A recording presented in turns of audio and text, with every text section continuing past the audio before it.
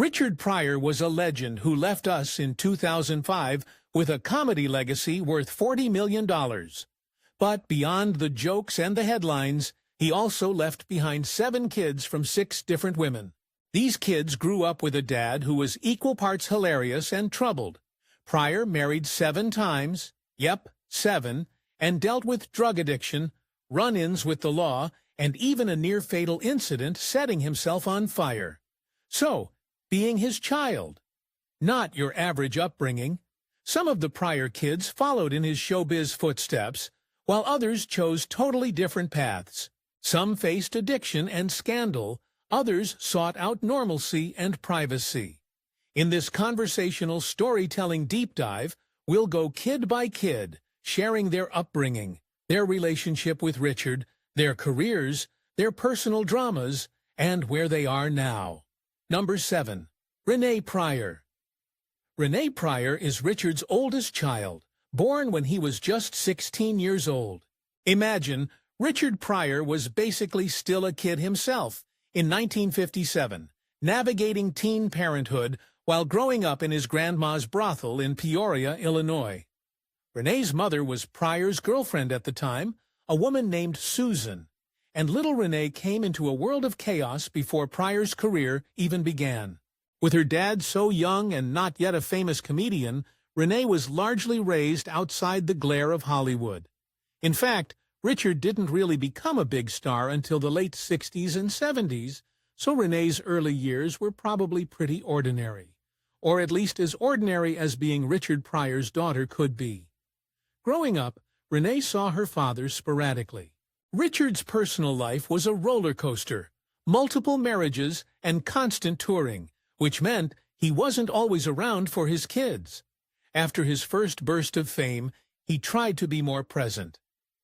There's a revealing story from the late 1970s. After one chaotic marriage ended, Pryor told People magazine that he was focusing on his children. At that time, Renee, around 20, was actually living with him in Los Angeles. He even took all his kids on a summer trip to Europe, but joked, "I'm not going to make that mistake again." There was just not enough daddy to go around.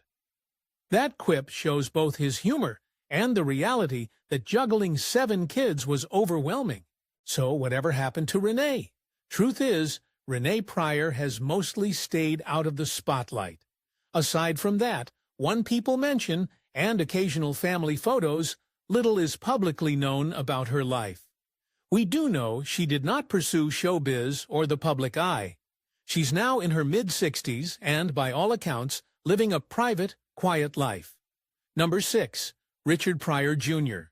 Born in 1962 to Richard's first wife, Patricia Price, Richard Jr. grew up mostly with his mom in Peoria, Illinois, while Dad was off becoming a superstar. He was about 6 years old when he first realized his father wasn't like other dads. He was famous. Can you imagine? One day you're a kindergartner. The next you're like, "Why is everyone laughing at Daddy's jokes on TV?" Richard Jr. later said he had a wonderful relationship with his father, despite the distance.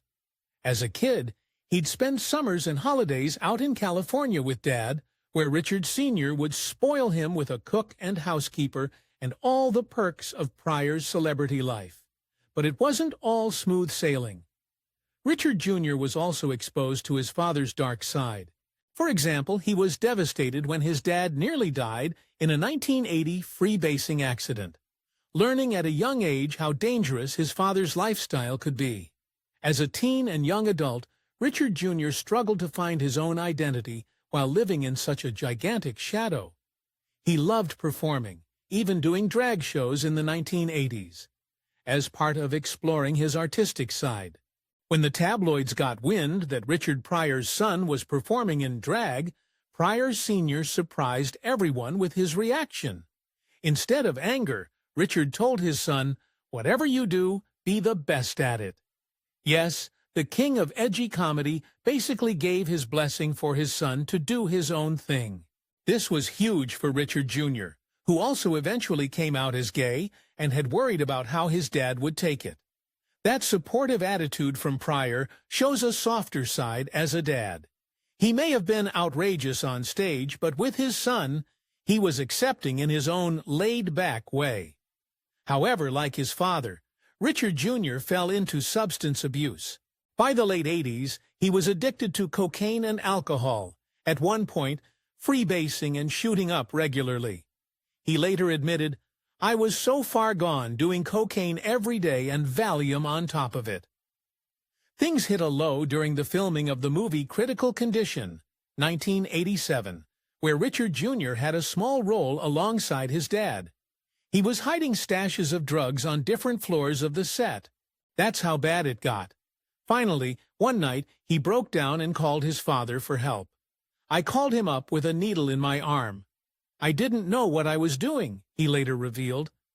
Richard Sr. stayed calm, perhaps too calm, which oddly made Richard Jr. angry at the time. He was hoping Dad would scream and set him straight, not realizing Richard Sr. might have been high himself at that moment. But Pryor Sr. did spring into action. He and his bodyguard flew Richard Jr. to Los Angeles and checked him into rehab. It wasn't easy. Richard Jr.'s heart actually stopped at one point from an overdose of sedatives during detox, and doctors had to revive him. Thankfully, he survived. "It's a blessing I'm still here," he said later, and began the long road to recovery. Fast forward to today, and Richard Pryor Jr. has turned his life around. He got clean, embraced his truth, and even wrote a memoir in 2019 called In a Pryor Life, where he tells all about growing up with a famous dad, coming out and overcoming addiction. In interviews, he's candid about both the good and the bad of being Richard Pryor's son, from the laughter and lessons to the wounds he had to heal. Richard Jr. still performs in small shows. The entertainment bug never left and is determined to keep his father's legacy alive. A few years ago, he and his sister, Rain, even acted in a film that paid homage to their dad's work. More on that later. Number 5, Elizabeth Pryor, born in 1967, is Richard's third child and perhaps the most scholarly of the bunch. Her mom was Pryor's girlfriend at the time, Maxine Anderson. Elizabeth grew up in Los Angeles during her dad's comic superstardom, but unlike the Hollywood scene around her, she gravitated toward academia. If Richard Sr. used explosive humor to talk about race and society, Elizabeth took a more analytical route. She became a historian and professor, using education to make sense of some of the same issues her dad joked about. Today, Dr. Elizabeth Storter Pryor is an associate professor at Smith College, where she focuses on 19th-century African-American history and racial discourse. She's even given a memorable TED Talk on the history of the N-word in America.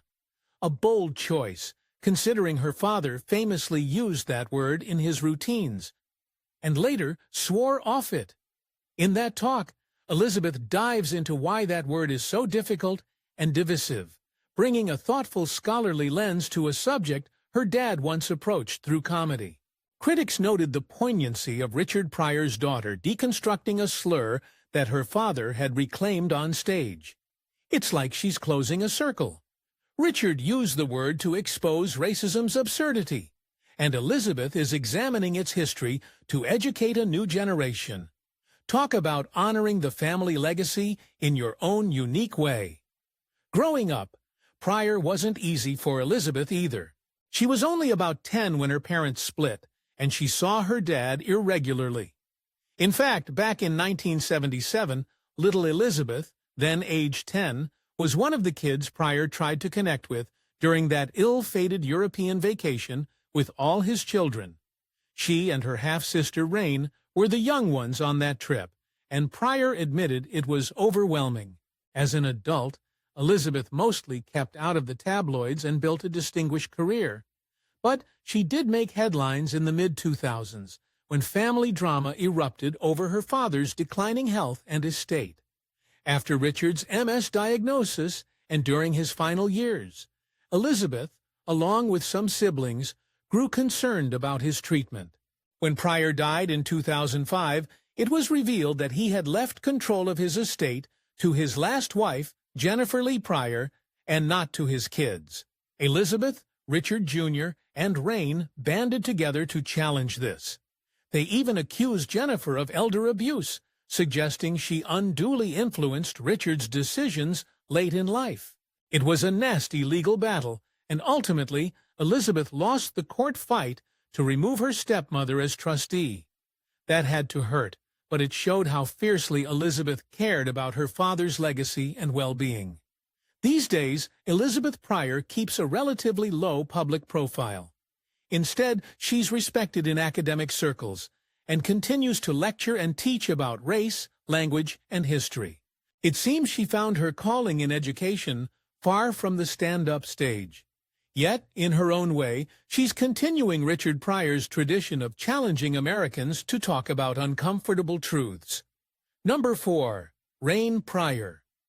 Rain was born in 1969 to Richard's second wife, Shelley Bonus. Fun fact, Rain's mom is Jewish, a go-go dancer turned astronomer, and her dad, of course, was black. So Rain grew up proudly black and Jewish.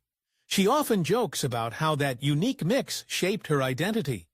In fact, she created an award-winning solo show called Fried Chicken and Lot Keys that riffs on her mixed heritage and the race relations of the late 60s off the early 70s when she was born. With a background like that, Rain was basically destined for a life in storytelling. Rain's childhood had its ups and downs. Her parents split when she was only 6 months old, so Rain was raised mostly by her mother and maternal grandparents in Beverly Hills. She said she had what was essentially a normal life, despite who her dad was, and that was by design. Rain's mom kept her grounded far away from the Hollywood craziness. And Richard wasn't a daily presence, though he loved her. Rain has recalled that her father wasn't always there for school plays or birthdays, but when he was around, it was magical. She has vivid memories of her dad being this magnificent man who could light up a room for his kids, but also times he let them down due to his addictions or distractions. That emotional push-pull defined Rain's early years. Still, she adored him, and even as a young girl she understood that millions of people also adored her dad. As a teenager, Rain broke into acting. She graduated Beverly Hills High in 1987 and soon snagged a breakout role on the ABC sitcom Head of the Class. She played the spunky T.J. Jones, a character the producers basically created just for her after she wowed them at the audition. Talk about charisma. In the 90s, Rain continued acting, notably as a series regular on the Showtime Dramedy Root Awakening. She's guested on tons of TV shows, Chicago Hope, The Division, etc., and appeared on late-night talk shows, charming hosts like Johnny Carson and Craig Ferguson with her wit. Beyond acting, Rain is a comedian and singer, performing jazz cabarets and stand-up that often weave in stories about her famous dad.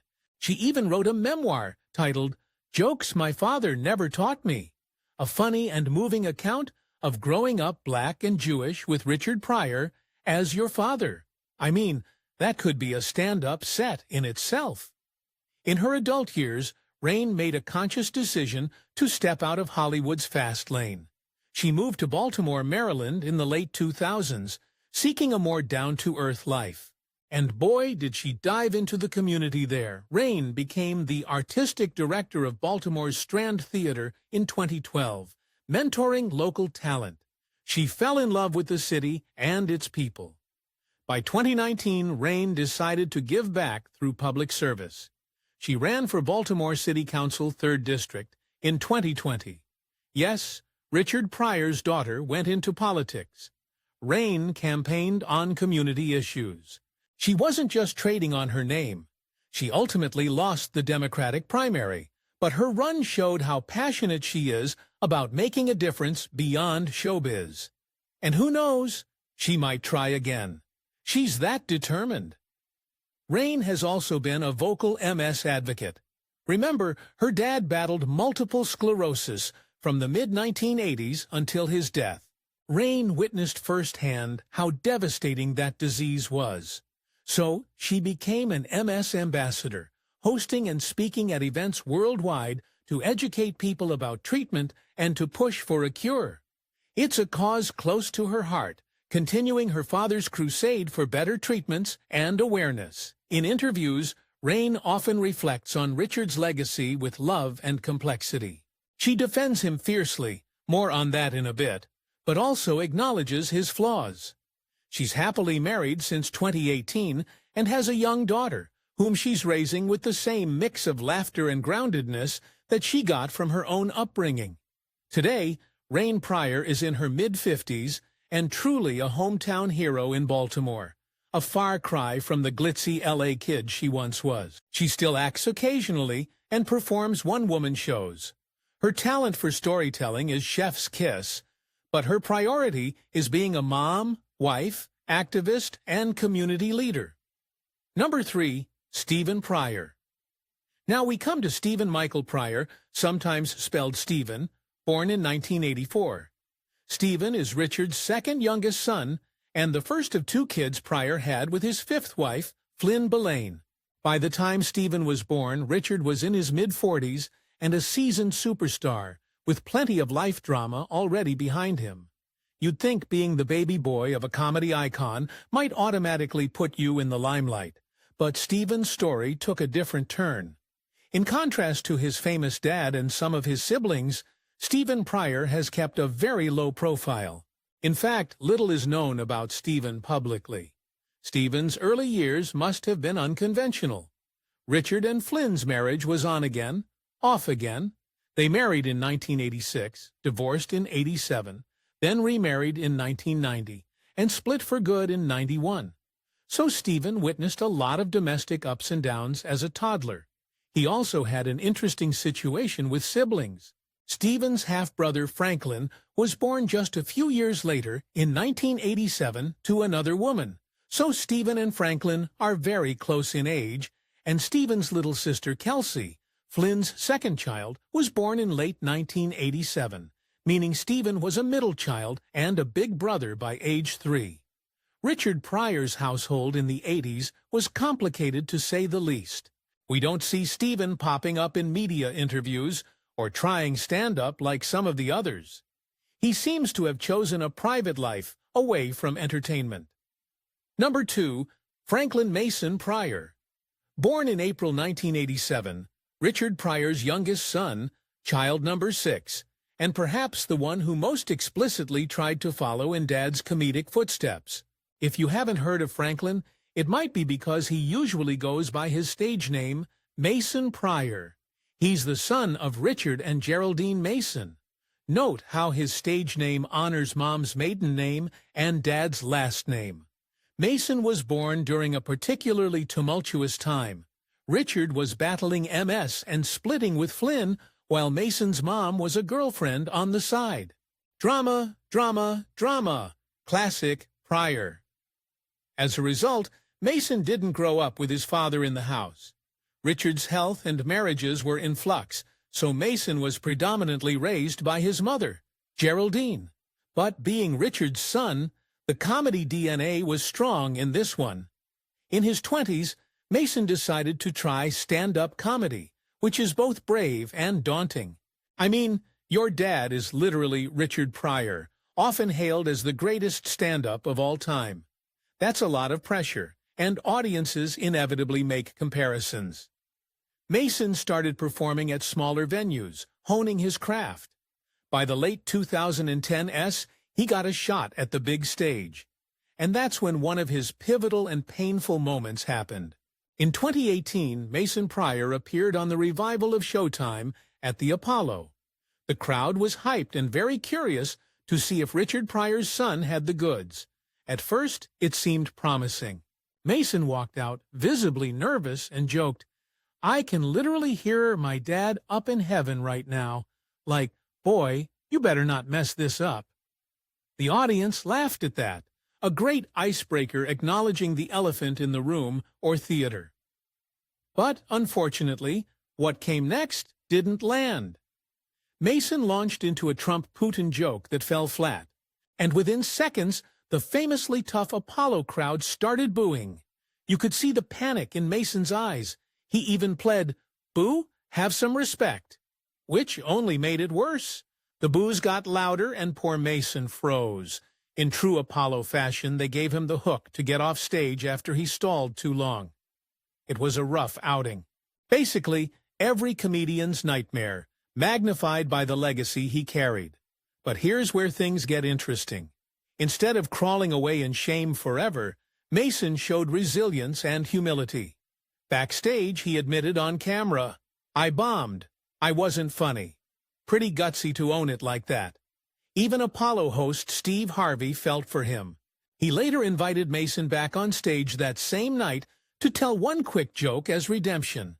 Mason managed to squeeze out a funny bit about his parents' breakup, turning personal family drama into humor, very Pryor-esque, which the audience chuckled at. Other comedians rallied around him after the episode, telling Mason that bombing is a rite of passage and encouraging him to keep at it. Mason himself kept a sense of humor. "I went from being, 'Yo, you're that one comedian's son,' to 'Yo, this dude is not funny, but he's here,'" he joked, poking fun at his own flop. Since then, Mason Pryor hasn't given up. He's continued doing stand-up gigs, determined to grow into his own persona. He acknowledges that being Richard Pryor's kid opens doors, but also sets the bar sky high.